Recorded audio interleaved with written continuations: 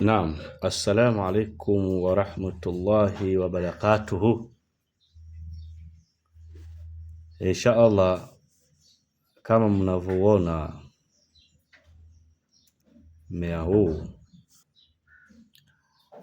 ni mmea ambao unatibu maradhi mengi.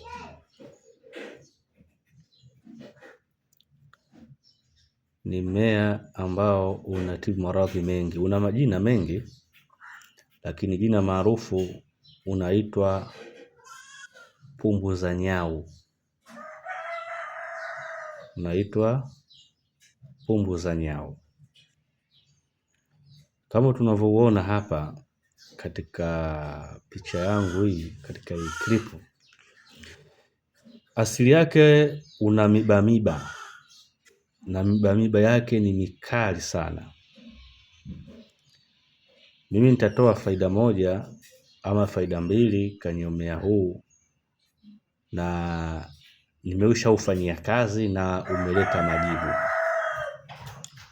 Hususani wale kina mama wenye tatizo la homoni, changamoto za homoni. Kina mama homoni zao haziko sawa, hormone imbalance. Chukua majani ya mti huu. Chukua majani ya mti huu pamoja na vijiti vyake, katakata pamoja, chemsha, ichemke vizuri. Utakunywa ujazo wa glasi moja au kikombe cha chai kutwa mara 2, asubuhi na jioni, kwa muda wa siku 7 mpaka 11 mpaka siku 21, lakini wiki 3 hiyo.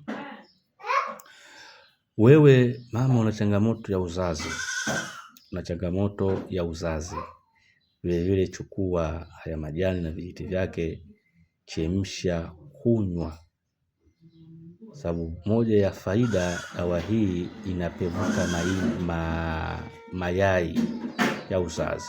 We changamoto ya uzazi na changamoto ya hiyo hormone imbalance, basi tumia dawa hii. Kwa uwezo wake Mwenyezi Mungu utakuja ni shukuru. Wewe mama umeshangaika miaka mingi, dada yangu, utafuta watoto, na utafuta dawa hii, chemsha, kunywa. Ima ndani ya siku hizo ama ndani ya mwezi mmoja, kunywa.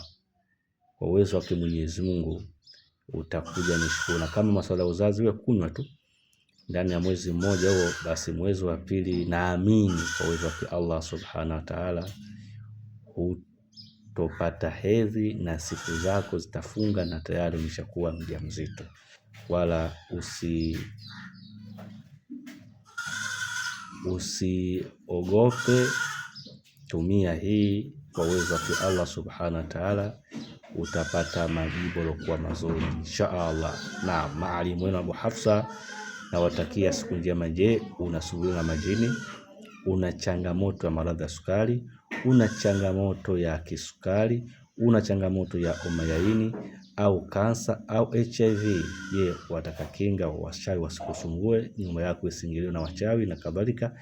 Basi piga namba hizi 0710 28 03 au 0784 766 555. Share video hii ili watu wapate kufaidika. Assalamu alaikum wa rahmatullahi wa barakatuh.